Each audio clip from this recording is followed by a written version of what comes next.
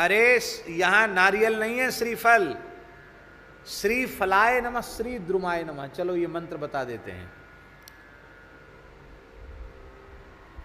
सोमवार को बिल्व पत्र नहीं उतारना चाहिए, पूर्णिमा और अमावास्या को भी बिल्व पत्र नहीं उतारना चाहिए, और सोमवार को बिल्व पत्र नहीं उतारना चाहिए। और बिल्व पत्र के निकट जब जावे तो बिल्व पत्र को जूता चप्पल पहनकर बिल्व पत्र का स्मरण नहीं, स्पर्श नहीं करना चाहिए, और बिना स्नान के बिल्व वृक्ष का स्मरण स्पर्श नहीं करना चाहिए। साक्षात भगवती महालक्ष्मी ही बिल्व वृक्ष के रूप में विराजमान है।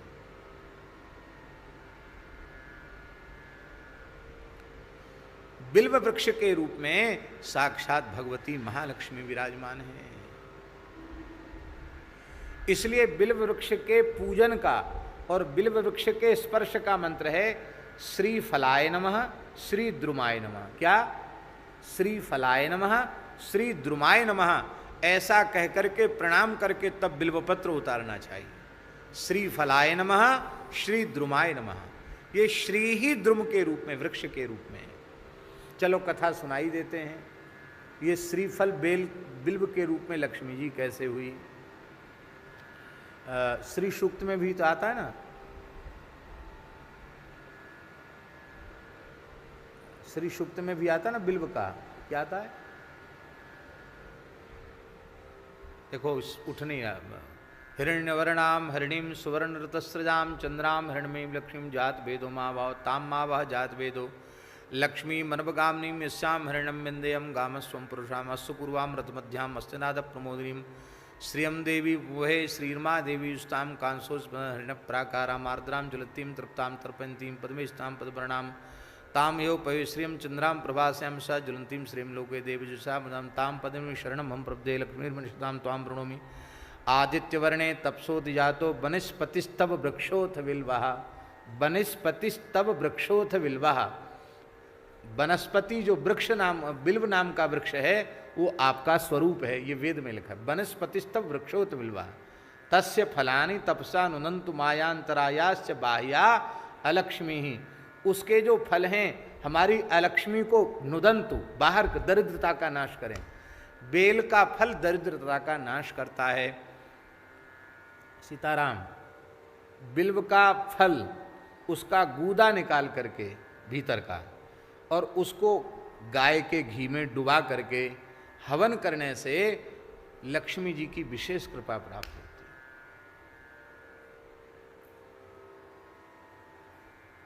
रसराज जी को उपाय मिल गए, पर हवन करें तब ना।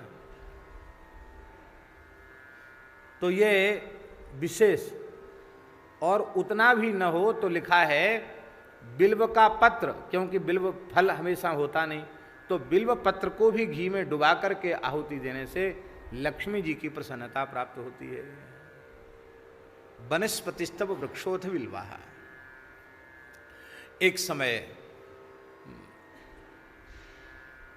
भगवती जगदम्बा पराम्बा जगत जननी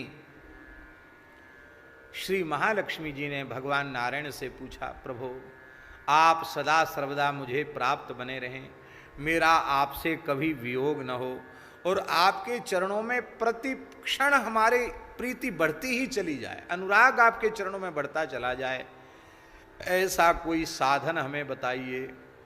भगवान हंसने लगे, बोले इसके लिए तो तुमको तपस्या करनी पड़ेगी। किसकी तपस्या करें? बोले हमारे चरणों में अनुराग तो भगवान शिव ही प्रदान करते हैं, ये ठेका उन्हीं के पास है।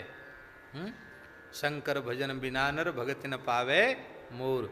तो तुम शिव जी की उपासना करो, मेरे चरणों में प्रेम की प्राप्ति के लिए, अखंड सौभाग्य के लिए।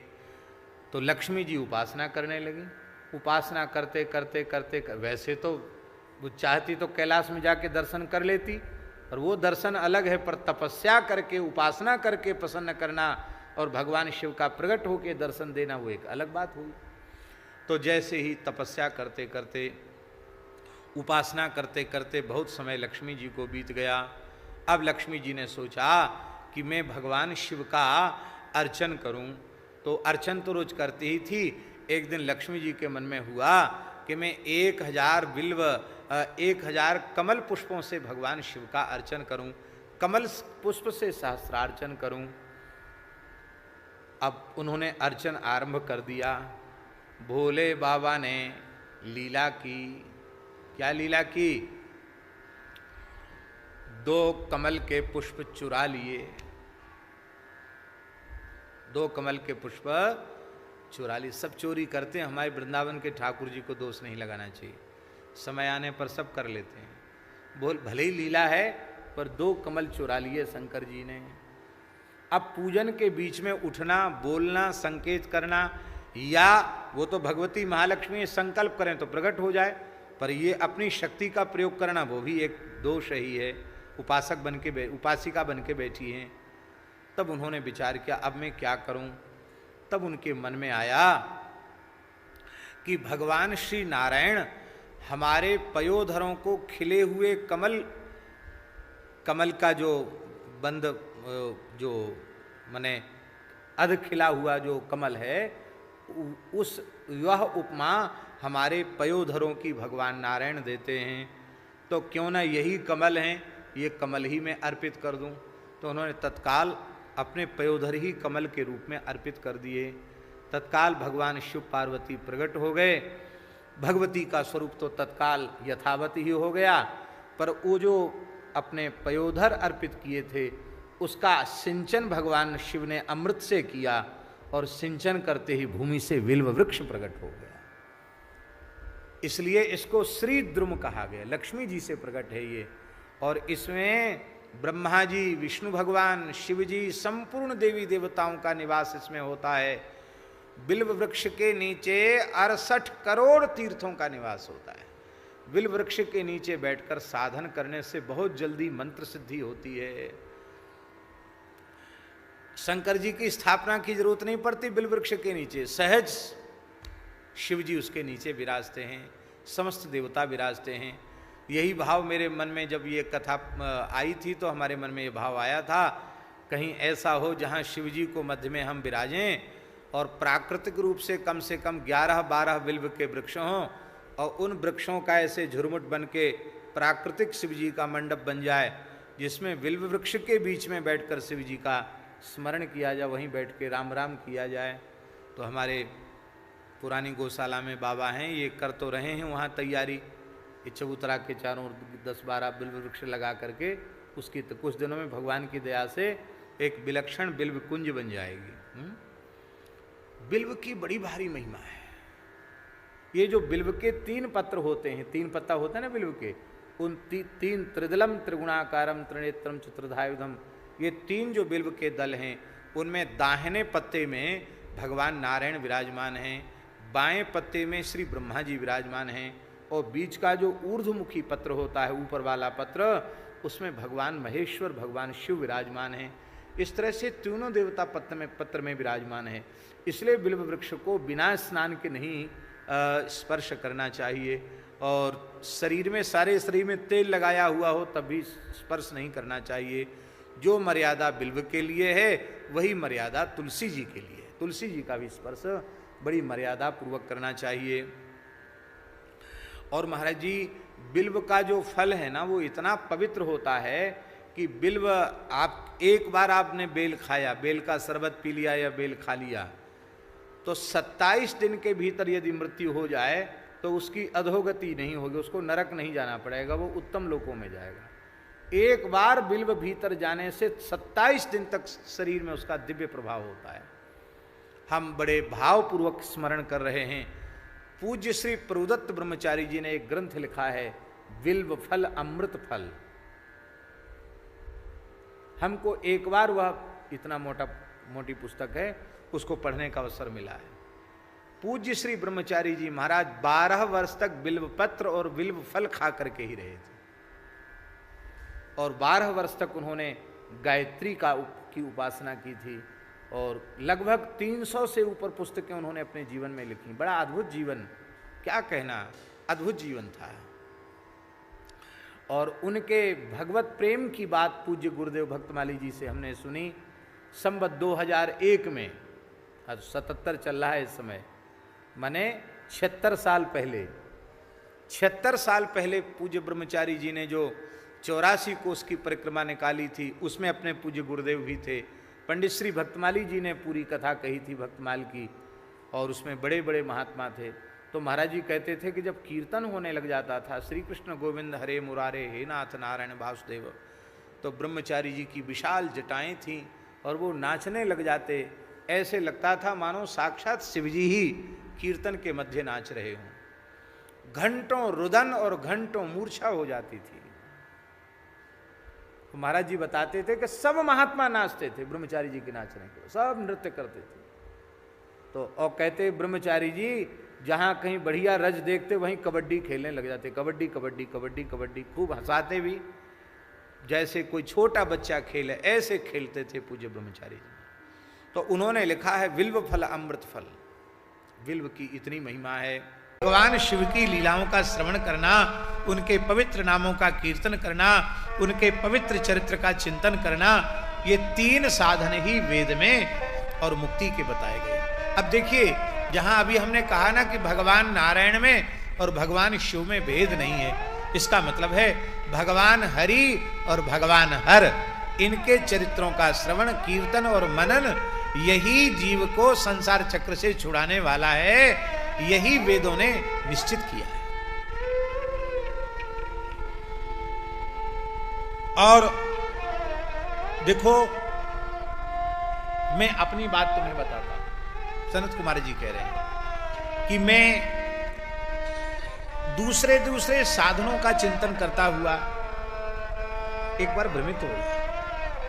तो वेद तो समुद्र के समान है ना, बहुत ही बातें वेद में लिखी हैं, ये नहीं कि ये ठीक, ये ठीक, ये ठीक। तो सनत कुमार भगवान कहते कि हमारी बुद्धि भी भ्रमित हो गई।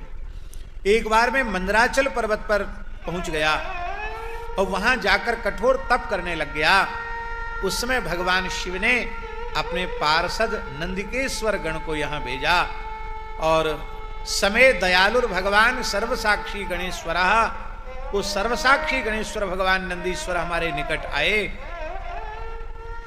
और उन्होंने प्रसन्न होकर के स्नेह पूर्वक हमें मुक्ति का साधन बताया कि भगवान शिव के चरित्रों का श्रवण कीर्तन और मनन यही जीव के मुक्त होने का ऐसा साधन है जिसमें किसी का किसी से किसी प्रकार का कोई विरोध नहीं। अब ऋषियों ने एक प्रश्न और कर दिया। ऋषि कह रहे हैं कि हे भगवान, एक बात और बताइए। मान लो कोई व्यक्ति ऐसा है जिससे न श्रवण हो रहा है, न कीर्तन हो रहा है, न मनन हो रहा है। कभी कभार सुन लिया, कभी कभार कुछ कीर्तन कर लिया, कभी कभार मनन कर लिया, ठीक से न श्रवण कर पाता है, न कीर्तन कर पाता है, न मनन कर पाता है। क्या ऐसे मंद जीव के भी कल्याण का कोई साधन है क्या? बड़ी ऊंची बात है, बहुत ऊंची बात है।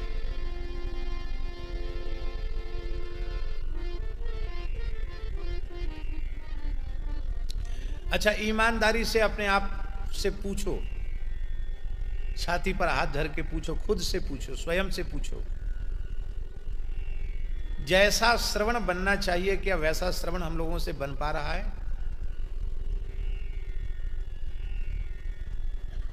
जैसा कीर्तन होना चाहिए क्या उस प्रकार का कीर्तन हम लोगों के द्वारा हो पा रहा है? जैसा मनन चिंतन होना चाहिए क्या उस प्रकार का मनन चिंतन हम लोगों के द्वारा संभव हो पा रहा है क्या? जब नहीं हो पा रहा है तब आपने कल्याण के साधन तो 3 ही बताए कि वेद सम्मत जीवों के कल्याण के 3 ही साधन हैं, श्रवण, कीर्तन और मनन, और तीनों में शिथिलता है। तो ऐसा मंद भाग्य प्रमादी जीव वो भी मानो अपना कल्याण चाहता हो तो वो क्या करे?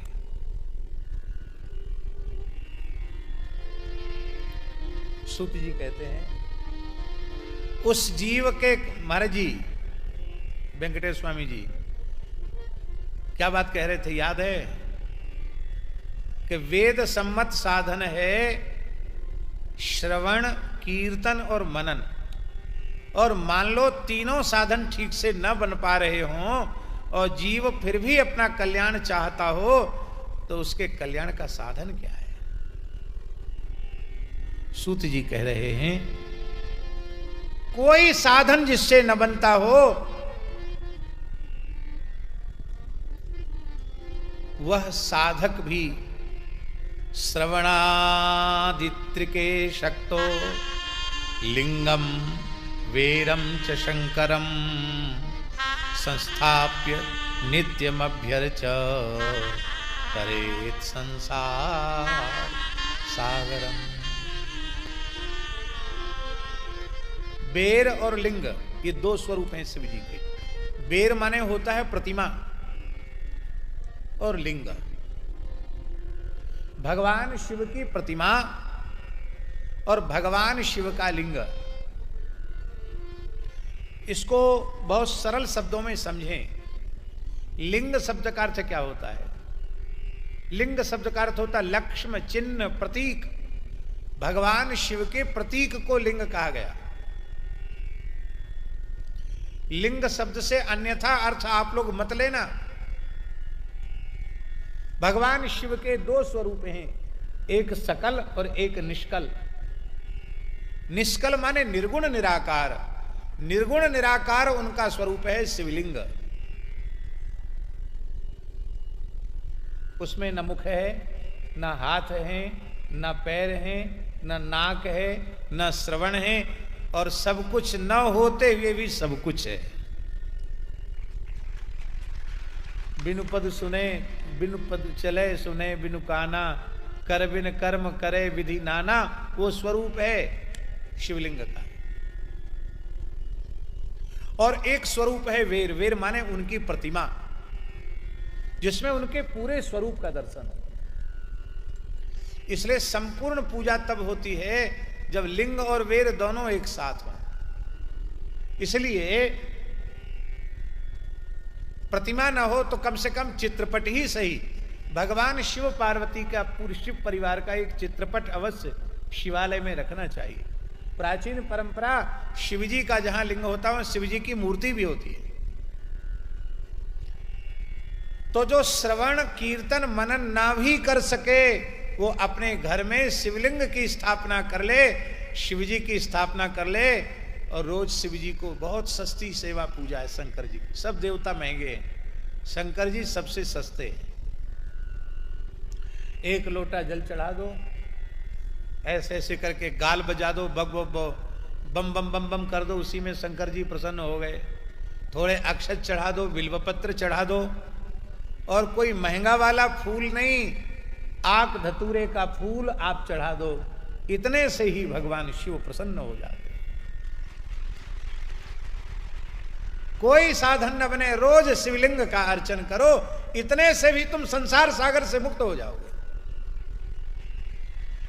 और यहां पवित्र लिंगायत संप्रदाय की पवित्र परंपरा में तो यहां तो ऐसे वैष्णव हैं शिवलिंग को कंठ में धारण करते हैं और बिना शिवजी का अभिषेक किए, बिना उनका चरणामृत लिए जल भी नहीं पीते हैं। ऐसे एक नहीं, दो नहीं, 10 नहीं, 20 नहीं, लाखों की संख्या में ऐसे भक्त हैं। अभी पूरा महाराष्ट्र, कर्नाटक, दक्षिण भारत तक लिंगायत परंपरा के ऐसे लाखों वैष्णव हैं जो प्रतिदिन शिवार्चन करके ही जल पीते। बाल योगी शिवस्वामी गोवत्स श्री वेंकटेश स्वामी जी के भी कंठ में शिवलिंग विराजमान है। चाहे जैसी परिस्थिति हो, नित्य उनका स्नान कराना, स्नान करा के बिल्वपत्र चढ़ा के, भस्म चढ़ा के तब ही जल पीना पक्का, चाहे जैसी परिस्थिति हो। आप लोग कहेंगे ये परंपरा केवल यहां है। अरे यहां नहीं, ये परंपरा हमारे विरक्त संतों में भी थी, आज भी है। और जब चलते थे तो अपने गले में शालिग्राम सर्वेश्वर भगवान को, संपुट को अपने कंठ में विराजमान करके चलते थे। वो कहीं गए नहीं भारत के बाहर, सारा जीवन एक अंतर्मुख साधक की तरह, महापुरुष की तरह, महान रसिक की तरह उन्होंने श्री महल में ही अपना संपूर्ण जीवन व्यतीत किया। अद्भुत महापुरुष, ये पुराने संतों की परंपरा रही है।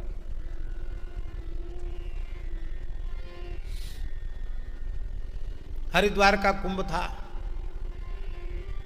ये कुंभ नहीं, ये अभी हमारा हरिद्वार का चौथा कुंभ आएगा, तीसरे कुंभ की बात है, 3 कुंभ पहले की बात है।